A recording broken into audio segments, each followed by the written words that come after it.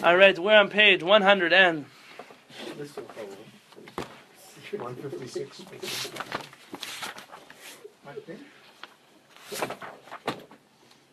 Holler about that. Holler about.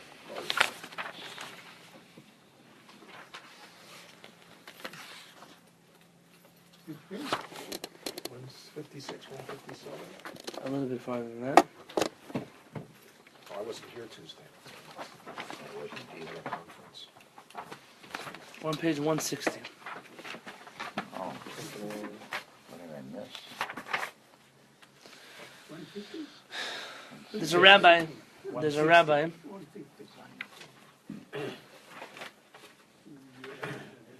I want just to address the point. American Constitution believes in freedom of speech. Judaism doesn't. I don't know if you know that. Not because we believe in limiting people's speech, but you're not allowed to say Lashon Hara, so we don't have freedom of speech. You're not allowed to curse at other people. We don't have freedom of speech, so on and so forth. You're not allowed to speak in the name of the Torah when you don't represent the Torah. Freedom of speech. You can be a prophet and you're not really a prophet. You don't have freedom of speech. That's a different understanding of freedom of speech. Absolutely. It's like a free for all. Whereas if a person who observes these restrictions actually gets a great deal of intellectual freedom, and then their mouth is connected to their brain. Absolutely.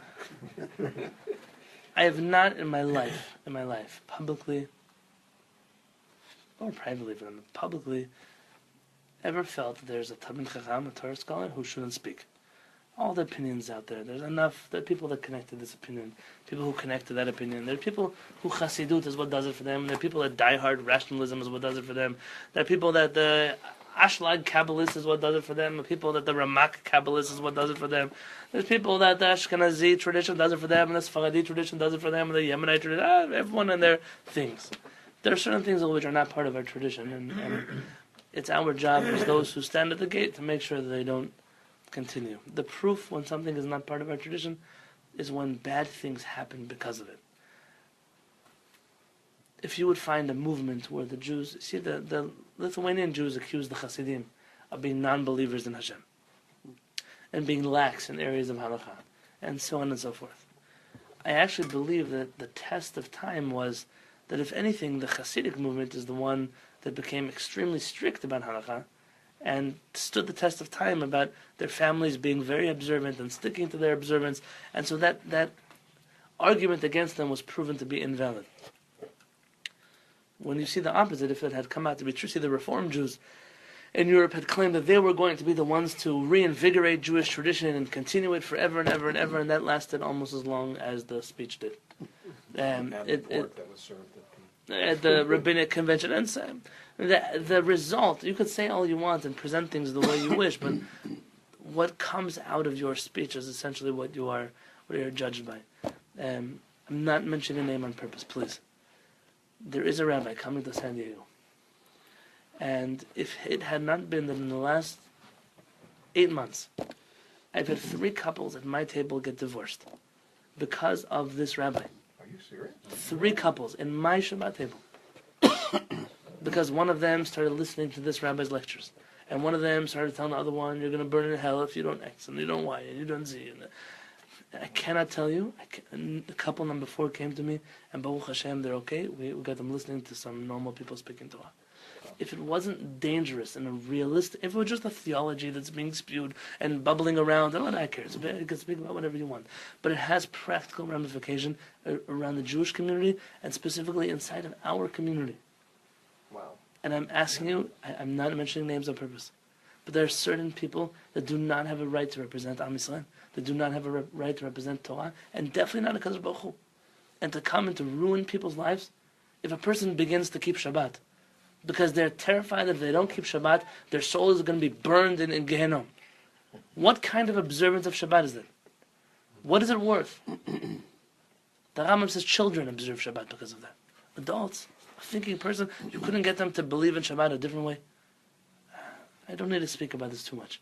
But I'm asking you, please, know for me that it's a problem. The communities are being affected. Shalom Bayit is being ruined. I was now in a couple in New York. And this man sat with me and said, I've already been sleeping in my office for 3 weeks. 3 weeks. So what happened? Then my wife went to a lecture of one of these rabbis, and she can't talk to me anymore. She can't do this to me anymore. This is what a rabbi is going to do to Am Yisrael. It's dangerous. It's dangerous, and it's our job to not be quiet about it. It's not here though. It's interesting. It's in 3 couples here.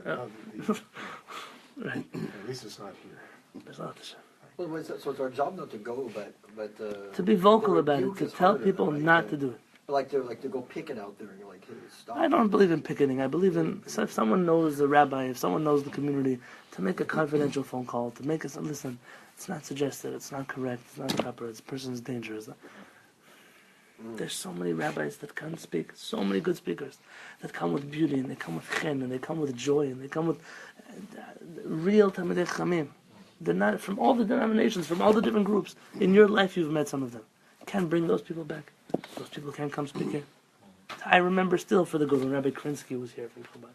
I'm not a Chabadnik. But the way Rabbi Krinsky spoke like an elegant person. Spoke like a person who was refined and spent his entire life standing next to a leader of the generation. Can't bring him back again. You can't do this. It's not good enough for you. You have to bring some person. So don't Chabad. So the Lithuanian people don't have a Rabbi friend, or there are not enough people that we can pull around. The Sfaradim, we don't have enough people we could. There's good people in the world. All right, we're on page. But there's a strong movement of people who feel the same way now. Against or for? Against. Baruch Hashem. So eventually it's going to come out in the wash. I used to teach for a rabbi in Yerushalayim. I quit my job. I needed the money. The man was an abusive person, not physically, verbally. And when the organizations that supported him in the States were told about it and called out about it, they chose to ignore it. They just said, no, he's doing so much good that so if this is his method, then okay. And I stopped working for that rabbi. I didn't have a job for a while. It was worth every minute of my life that I didn't have to spend in such an institution. I wasn't surprised. A few years later, this rabbi has websites dedicated to the fact that he ruined so many people's lives. So many people that are good. To read stories about a person, a soul that came to this world and did good and good and good and good. Enough people, Baruch Hashem, in our life like that. Rabbi Yashiv, read about Rav Steinman is alive today. You can read things that they say. You can hear things that they say. Rabbi Chaim Kanievsky is alive today. They're people that we should look up to, and they're not the wandering preachers that nobody will hire to be in one place. Page 160, it says Shulchan Aruch.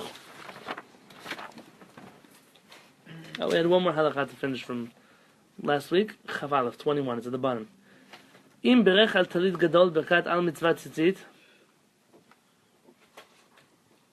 If a person makes a blessing on this big talit, the blessing that you should make on a small tzitzit, or talit katan berkat tetev tzitzit, or you do the opposite. You make on your small tzitzit the blessing you should make on your big talit.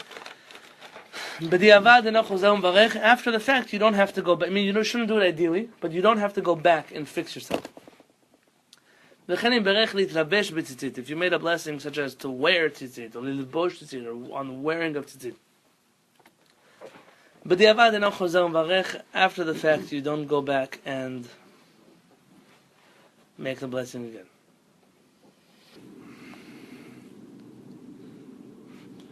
Maran writes in Shulchan Aruch, Tzarich lafrid, you see that top page 160? A person must separate chutei hatzitziot, the strings of the tzitzit, zeh mizeh, one from the other. What does that mean? Make sure they're not knotted. Make sure they're not knotted. See, I have a tzitzit. They're not tangled? To make sure that I straighten them out, they're not tangled up with each other. Is that permissible in Shabbat, by the way? We're going to see now. It's interesting that on Simchat Torah, the kids tie the tzitzit together so that, so people trip over them. you know, the kids think it's fun. It's mischievous, really. What do they do? They tie one towel to another. The Torah, For what? They tie the Yeah, but for what purpose? So to make people get stuck or to make people, you know, it connects. It basically it's mischievous. In my religion, they do this? on page 162, 161. Under the line, 161 says Afradat chutei hatzitzit, separating the strings of the tzitzit. Chutei hatzitzit, the strings of the tzitzit, nikra'u b'Torah b'shem tzitzit, are referred to in the Torah as tzitzit. What is the definition of the word tzitzit? The entire thing with the knots where that connects to the talit proper. Yeah, we're talking about very good. We're talking about the strings in the corners. Yes, we're not talking about the clothing. The string that's on the corner. The mitzvah is to put tzitzit on a four-cornered garment. So, by definition, the four-cornered garment could not be called a tzitzit, even though it is. It's a mistake. Is that a result of the discussion of Rabbanian, or is it just shall we say, a linguistic convenience? No, in Hebrew we don't call it tzitzit. We call it a talit katan and a talit gadol.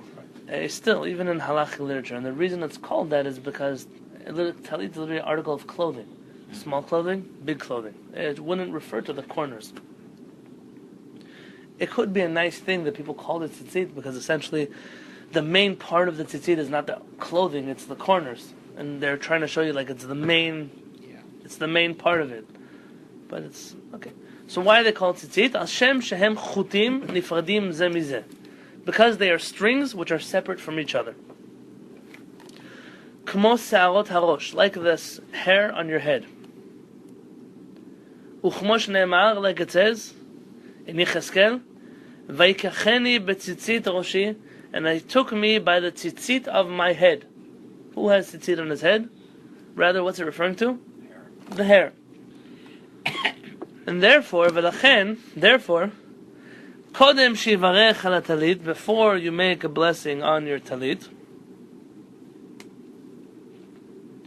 tzarich lehafrid chutei hatzitzit, you have to separate the strings of your tzitzit, which may have become tangled one with the other.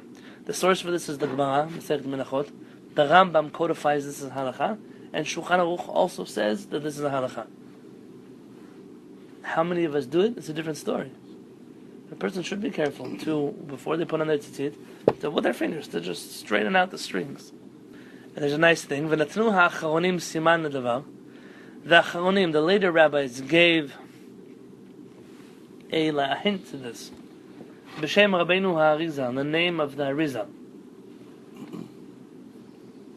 Tzitzit, the word tzitzit, Rashet Tevot is an acronym of Tzaddik, a righteous one, Yafrid, will separate, Tzitziyotav, his tzitzit, Tamid, always.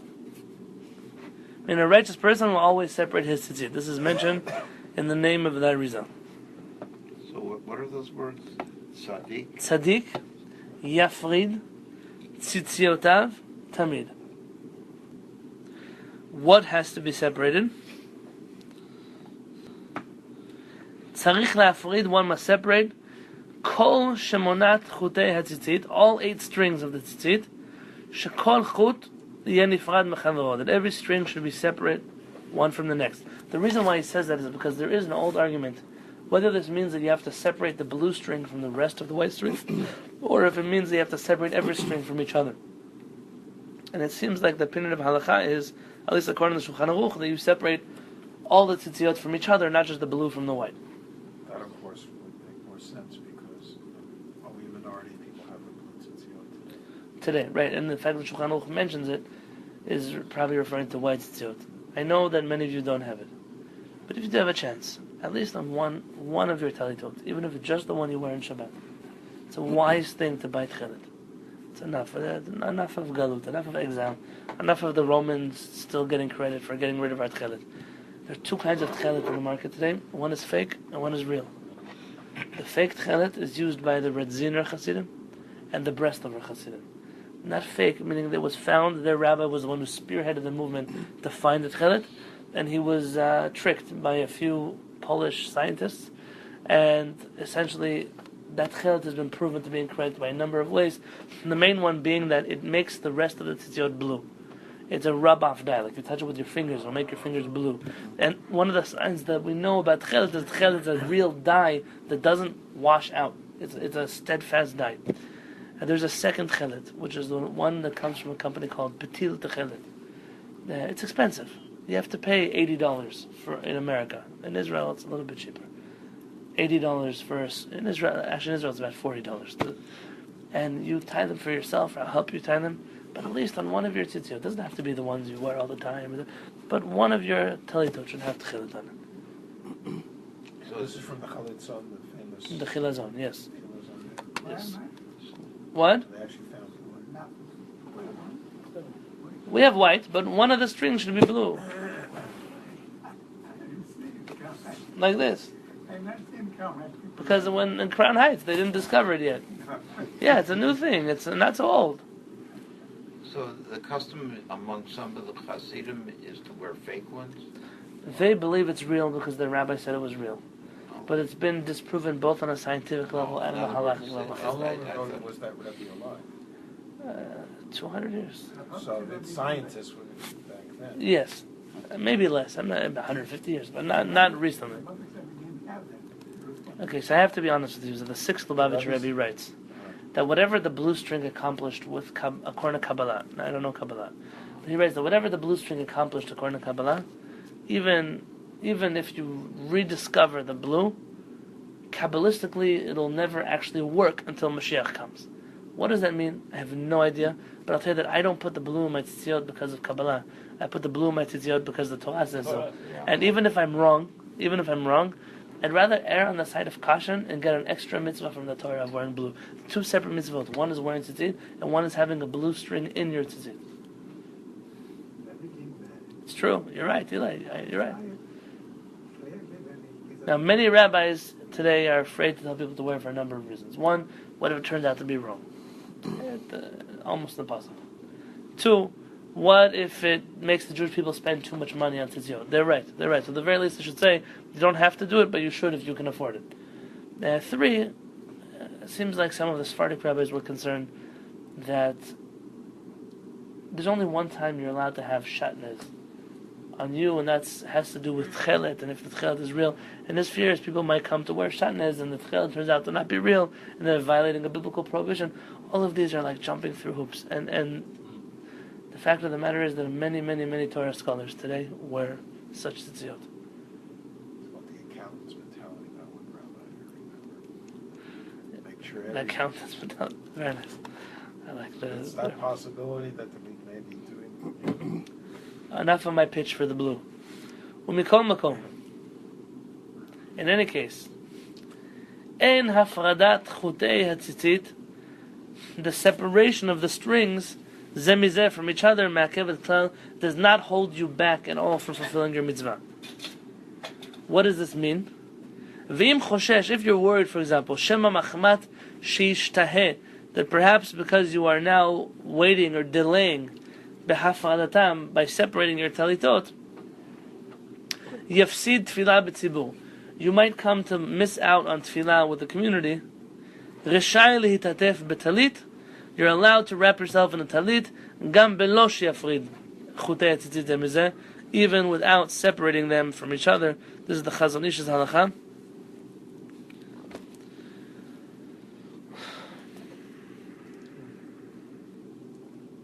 And it seems like this is the idea that there are priorities, where even though it's important to separate your tzitziot, if you're going to miss out on tefillah with the community because you're spending too much time to separate your tzitziot, then it's better to pray with the community and not check your tzitziot.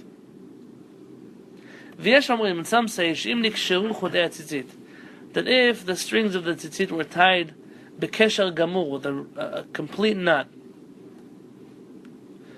they were actually glued together,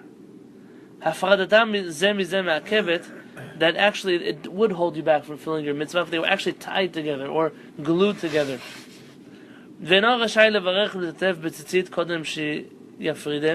And that you would not be allowed to make a blessing. Sorry, this is the halacha from the Chazon Ish. That you would not be able to make a blessing so long as they're glued or tied together. So that which we say that it's not a problem, that was not the Chazon Ish. It's only if they're free-flowing and they got tangled with each other. But if they actually got glued to each other, or they were tied to each other, they're permanently connected somehow to each other, that would be a problem, and he would recommend not making a bracha on that talit. So it's like when you walk into a shul and there's like old talais in there, you didn't bring your own. You really should check it before you You should go check, on. and it's important to check. A lot of talitot in the Beit Knesset, not ours here, a lot of them are not kosher. What? If it is tied and glued together, don't wear it. Right. No, sometimes there are strings that are ripped. You look, oh, there's only 6 tzitzit here. And it's like, okay, good, but I can't wear this talit anymore. A person should check. How many are there supposed to be? 8. 8? 8. And it's okay if 1 is missing. Everybody agrees on 8, right? Yes, everyone agrees on 8. It's okay if 1 is missing, but once 2 are missing, If you buy the blue, then you remove one, so the blue will be the 8th one? it's a good question. So the way this works, I'm trying to figure out a way to show this.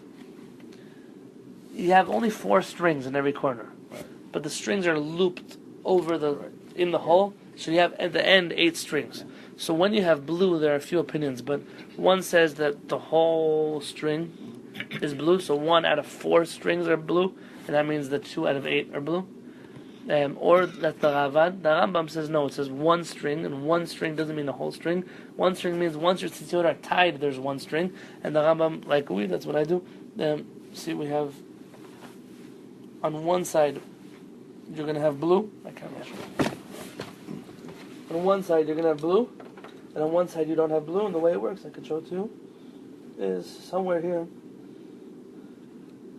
the blue string turns into a white string. You see that? And so 1 out of 8 are blue. And I looked up in the writings of the Arizal, and the Arizal and the Rambam agree on this, that 1 out of 8 are supposed to be blue and not any other number. Something to do with 7 heavens and 1 world, but this is again above my pay grade. Is it water soluble? Yes, the Kehillat, sure. You can get Does that away. mean that you can't wash it then? What do you mean water soluble? In other words, if you stick it in water, it's No, not it's gonna not fade. water. I mean, it won't fade. It No, won't sorry. be- It's indelible. It's basically not going to be It's a red. strong that it won't come out. The other Kehillat does. Yeah, that's... You could even with your fingers, a little bit too moist, it'll come off on your finger. So you'll have blue on your fingers. Yes. Yeah. And you'll see it. Their shirts get blue, and their pants get blue, and all kinds of things happen to us. It's usually... Mystic area is one of the What? mystic areas. Of Kehillat? One of the days should be blue. In the Torah, it says one of the strings have to be blue.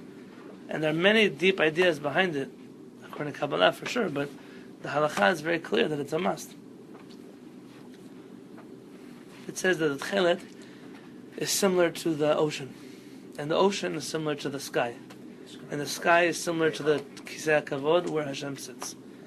And it means that you see the blue, it reminds you of HaKadosh Baruch Hu. Every time I drive in Haifa, from Atlit to Haifa, you're familiar with this drive, you drive along the coast of Haifa, and you see beautiful blue water. And I'm not the driver, don't worry, I always lift up my Kehillat, and I look, and you'll be amazed that this doesn't work in California. This shade of blue is not the color the ocean is in San Diego. But this shade of blue is the color of the Mediterranean Sea. sometimes it is. Sometimes it is, you're right. You But have to get it on a good day. to get on a it good day. here. On a good over period. there, it's always a good day. Baruch Hashem. When did they discover the new that the techel that was kosher for? I actually don't know the year that it was discovered, but in the last lost for a long 30, 40 years. Yes, but it seems like it was only lost because we weren't in Israel. I mean, it wasn't lost because it was torn away from the Jewish people, but because we practically weren't able to make it anymore. But this particular crustacean is very rare. No? According to the Talmud, it comes out of the ocean every 70 years. Ah, really? Once every 70 years. The truth is that when the Talmud mentions 1 out of 70, it's like when the Talmud uses the word 100. 100 could mean 1,000,000. It's just a large number is always referred to as 100. So the fact 1 out of 70 is not necessarily a fact. This animal doesn't come out 1 out of 70, but it is a difficult animal to find. So what is the name of the animal? No, there's a scientific name for it. There's a scientific, I've seen the scientific name of it. Like a muscus, something It's a or mollusk. another. It's a mollusk. I don't. You can Murex. Yeah, You could go online and figure it out. Rabbi Herzog was involved in finding them, a number of people. Baruch Hashem, today we have it. If you'd like wants to learn about Kehillat, you can just ask. I'll bring source sheets and things about Kehillat, and we can study about them. Maybe then when we finish about Tzitziot. So we didn't use the word Kehillat in yeshiva. And then one day, it was my first year in yeshiva, about 8 months in, the parrots disappeared for a few days. And then it came back out of nowhere with Kehillat. Okay?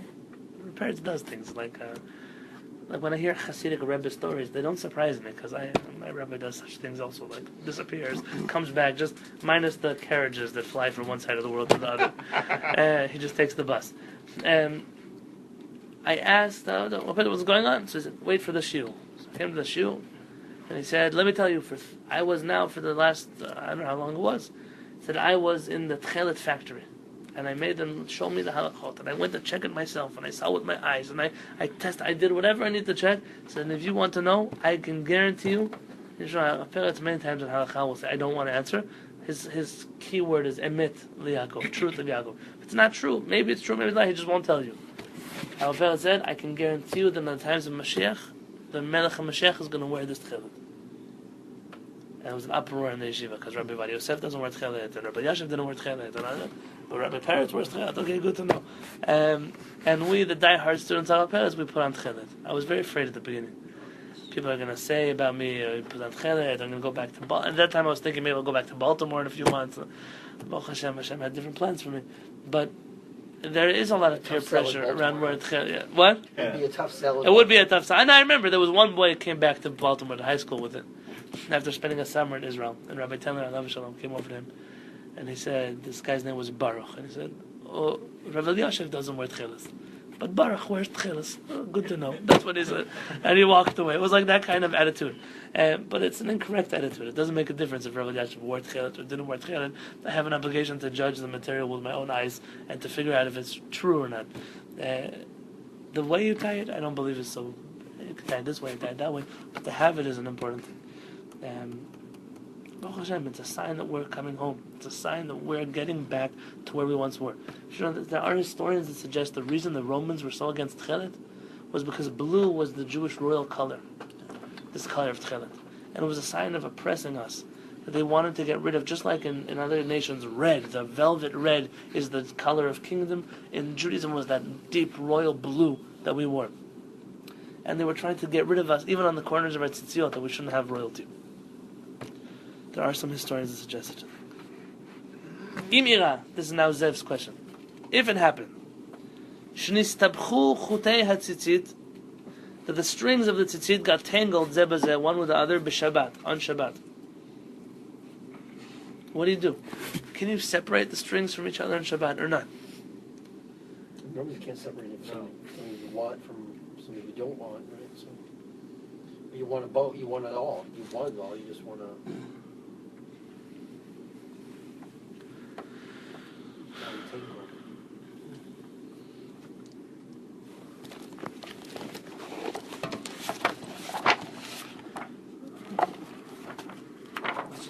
For a minute.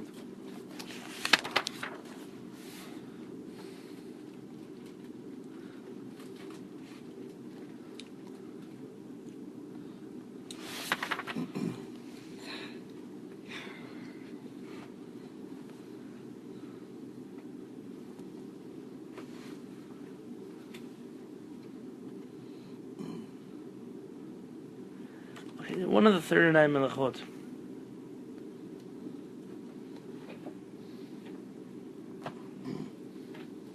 One of the 39 melachot is not to finish the final hammer blow. Do you remember that one? You can't finish something on Shabbat, like finish the creation of something. And some believe that since the tzitziot may not really be kosher if the strings are tangled with each other, and the fact that you're separating them on Shabbat, what are you doing? Not separate them completely. If you separate them on Shabbat, you're now finishing the creation of the tzitzit. And therefore there were many rabbis who were afraid of such a thing, doing it on Shabbat. Now, it's an interesting thing. That might only be true regarding a new pair of tzitzit, which wasn't kosher until you separated them. What about a pair of tzitzit that you already made kosher before Shabbat, and now it happened to be they got tangled again? You're not creating it; it already was created, and therefore, Rabbi Yavad Yosef argues with many of the rabbis before him, and suggests the following halakha: that if this happens on Shabbat, that it's separating, and you're afraid you might be creating, it says mutar la'afridam ze mizeh.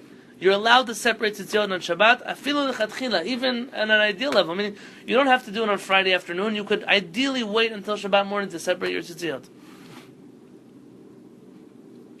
Umikol makom, but, and this is the but.